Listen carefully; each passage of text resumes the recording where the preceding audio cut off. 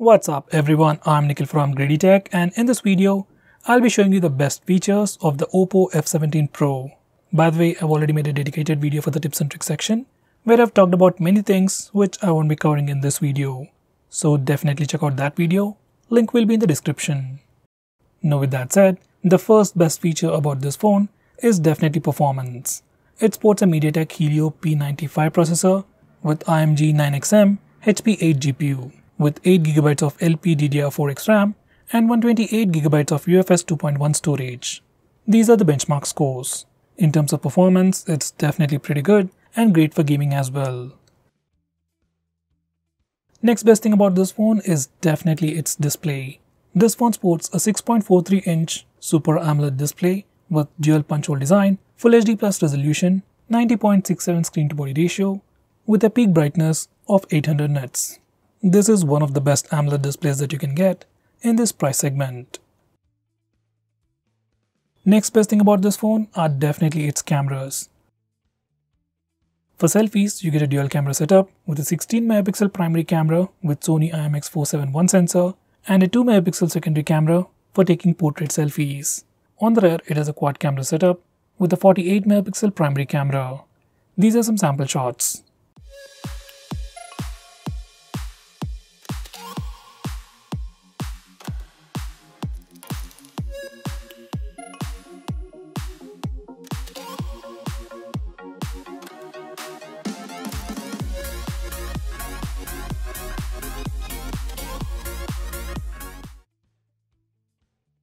Next, we also get a wide-angle camera with this phone. It has an 8MP ultra-wide-angle camera with f2.2 aperture.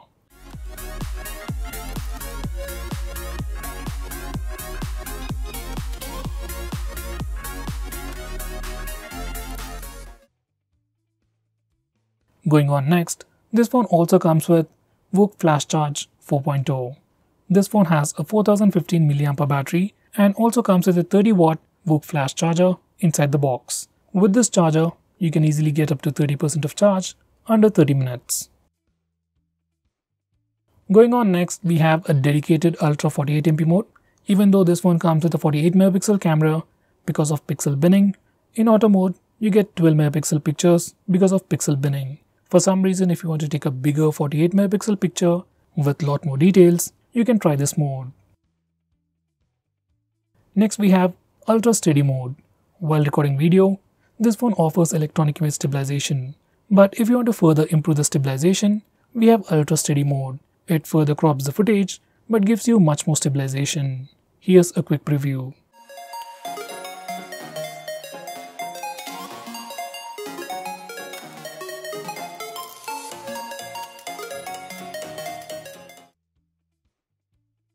Next we have Video Bokeh Effect. This is another new feature that will allow us to record video with a background blur effect. And before we start recording video, we can change the amount of background blur effect we want.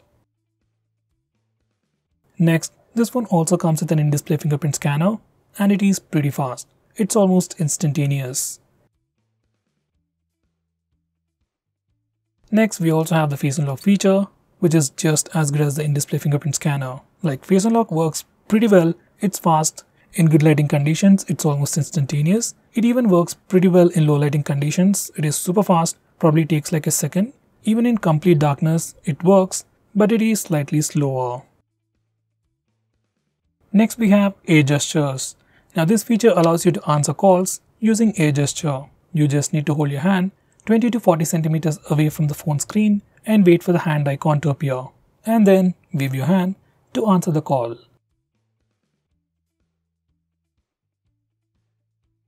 Next we have night charging mode. This is a pretty cool feature to reduce the battery aging. Once you enable this feature, your phone learns your daily charging patterns and controls the charging speed at night and avoids overcharging. Next we have AI Color Portrait. Once you enable this feature, subject will be in color and the rest of the background will be in black and white. Next we have AI Night Flare Portrait. Once you enable this feature, it creates an artistic blur effect with the lights in the background. Next we have a dedicated night mode to take better pictures in low lighting conditions. Along with this feature, we also have the tripod mode which will allow us to take pictures of the starry night. Next we have Dazzle Color.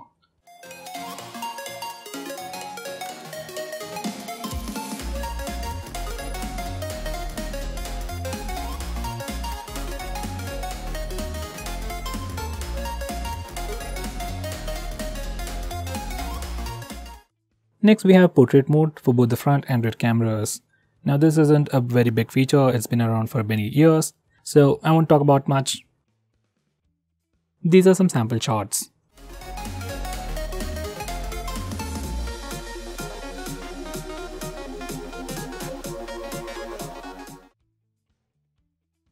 Next we have stickers. Using this feature we can add these stickers to your face using both the front and rear cameras and take some unique pictures. It comes with a few stickers pre-installed and you can also download a lot more. Next we also have a dedicated face beauty mode. Now this brings in a lot of cool features like it can smoothen your skin, make your face thinner and even smaller and do all sorts of crazy stuff. Have a look at this. Next, this phone also supports slow motion video recording.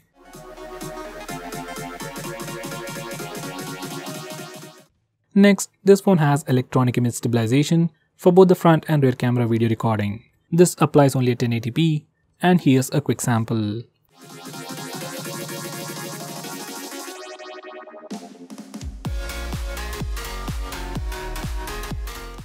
Next, this phone has support for recording video in 4K resolution. You can change the video resolution from the toggles at the top. Now here's a sample footage recorded in 4K resolution, downscaled to 1080p.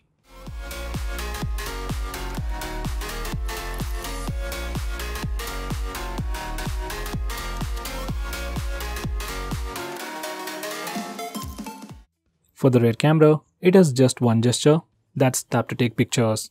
Just enable this feature and touch the preview window to take a picture. Now for the front camera, it also has the palm gesture, and once you enable this feature, whenever your phone sees your palm, it takes a picture in 2 seconds. This feature is really handy for taking selfies. Next, it has something called real sound technology. Now if you want to improve the audio experience on the headset, just enable real sound technology from the sound settings and you will definitely see a noticeable difference. We have a new navigation gesture called swipe from both sides. Now once you enable this feature, you can swipe from the bottom to go home, swipe and hold for recent tabs, and finally swipe from the left side or right side to go back a step. Next we have the old style swipe up gestures. Now once you enable this feature, you can swipe from the bottom right or bottom left corner to go back a step.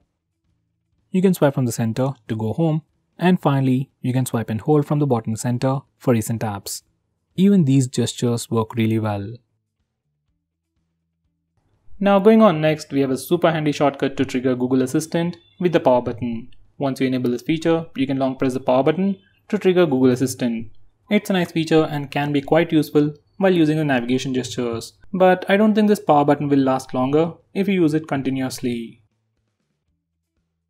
Next we have 3-finger screenshot. Now before I show you that, let me show you how to take a normal screenshot. On any Android phone, if you want to take a screenshot, press the volume down button and power button both at the same time and your phone will take a screenshot. It is as simple as that. Now for some reason, if that's a bit difficult for you or if you need something more easy, you can enable this 3-finger screenshot gesture. Now once you enable this feature, you can simply swipe down using 3 fingers to take a screenshot. Personally, this is my favorite feature or my favorite way to take a screenshot, and nowadays most of the phones support this feature. Now going on next, we have long screenshot. Now to take a longer screenshot, first you need to take a normal screenshot. You can either use the buttons or the gesture. Now once you take a screenshot, you get this preview. Now click long screenshot. Now just scroll the page up as long as you want to take a longer screenshot.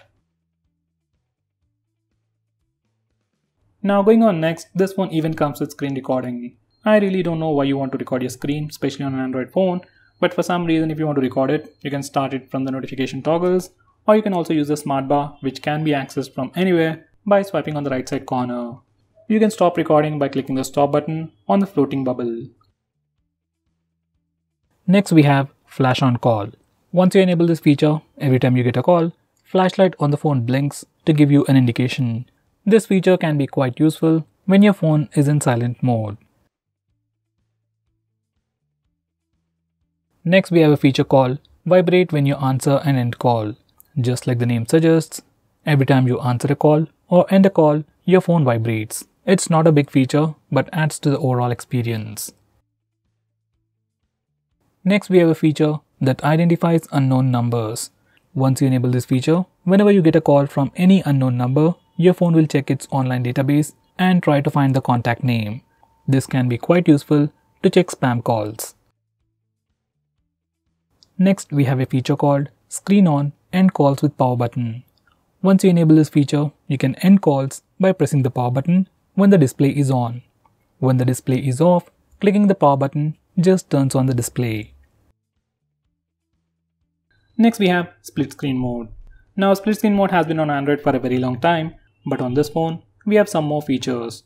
Now, to start a split screen mode, as always, you can simply press and hold the recent apps button. Or on this phone, you can also use the 3-finger gesture. Simply swipe up using 3 fingers to open the current application in a split screen mode. You can choose a secondary application from the list below. Personally, I like this gesture and I wish every other phone has it. Next, we have some screen off gestures. Like double tap to wake, just enable it and double tap the screen to wake it up. Next, you can draw a note to open the camera application. We can also draw a V to toggle the torch. We can also draw characters like greater than or less than for music controls. And finally, you can add custom gestures like you can draw a W to open WhatsApp, M for phone dialer, and so on. Next, we have raise to wake. Now, once you enable this feature, you can simply raise your phone or pick it up from a table and your phone wakes up and then displays the lock screen. Next, we have flip to mute incoming calls. Now, just like the name suggests, once you enable this feature, you can flip your phone to silence an incoming call. Next, we have one-handed mode. You can enable this feature from the toggles, and once you click on it, screen size will shrink and your phone becomes much more usable one-handed. Once you're done, you can click the button on the top corner to go full screen. Next, we have digital well-being. Now, this is a feature from Google that tracks all your usage on your phone and gives you a complete analysis of which apps you're using more, and then helps you limit your usage and block notifications from those applications. Next, we have wind down. This feature is part of digital well-being, which can help you sleep faster at night. Using this feature, you can schedule your phone to turn on grayscale mode and do not disturb mode automatically at a specific time. Next, we have a feature called low brightness flicker-free eye care. Now, this feature is available in very few phones that will help you protect your eyes in low lighting conditions. Next, we have OC visual effect. This feature slightly improves the picture quality of the display by making content from apps like TikTok, VMate and more look more pleasing. It does work, but right now only few applications support it and it does drain your battery. Now, going on next, this phone has a very unique feature called Smart Sidebar. It is enabled by default and this is how it looks like. You have some quick shortcuts, quick actions and some quick applications. You can access it from anywhere. Even while watching videos or playing games in full screen mode, you can swipe near the notch area to bring it up. From here, you can quickly launch applications, take a screenshot, record the screen, block banner notifications, and finally open few applications in a floating window.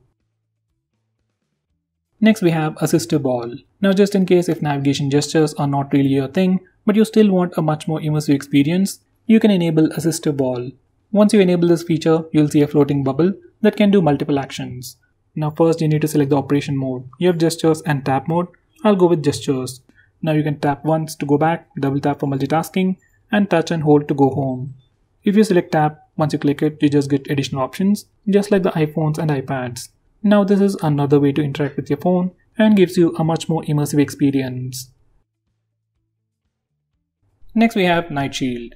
Now once you enable this feature, it puts a warm tint on the screen and thereby filters the blue light. According to research, blue light emitted by our displays affects sleep at night. So to prevent that, we have this Night Shield mode and you can enable it manually or schedule it to automatically turn on or turn off at a specific time.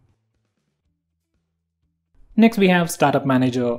Now just like the name suggests, it's a feature that allows you to stop applications from auto starting in the background. Now most of these applications automatically start in the background and then drain your battery life. And for the most part, just applications like maybe Instagram or WhatsApp needs to be allowed to auto start. So you can disable auto start permission for all these applications and further improve the battery life. Next, we have an app lock built into the system. And unlike most phones, we can unlock locked applications either by using the password or the fingerprint scanner, and even by using the face unlock feature.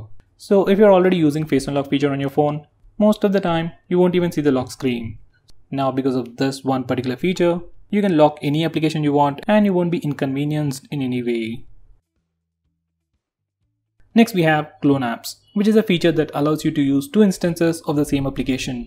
Like you can have two WhatsApp accounts, two Facebook accounts, and two Instagram accounts on the same phone.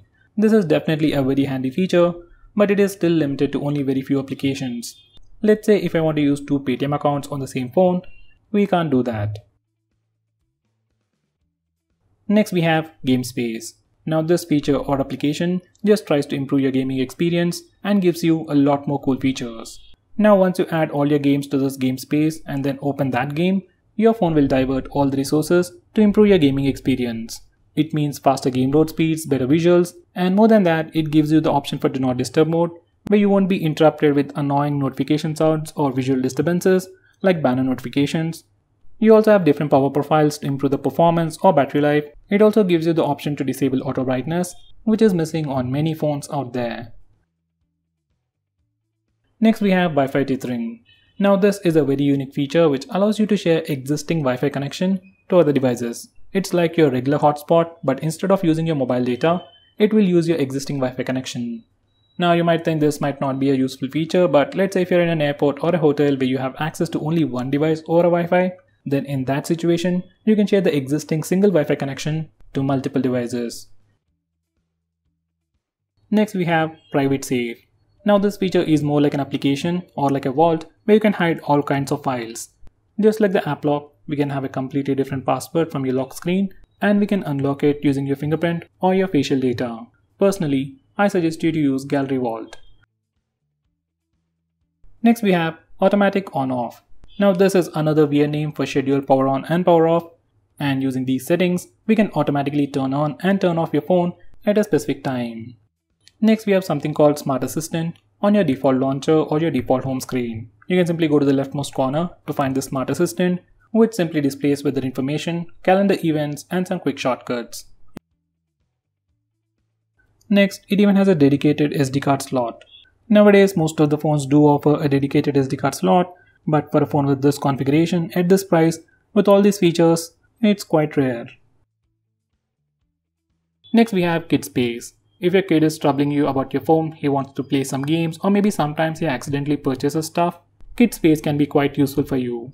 Once you configure this Kid Space, your kid will be able to only use specific applications that you choose, and he will be able to use your phone only for a specific amount of time.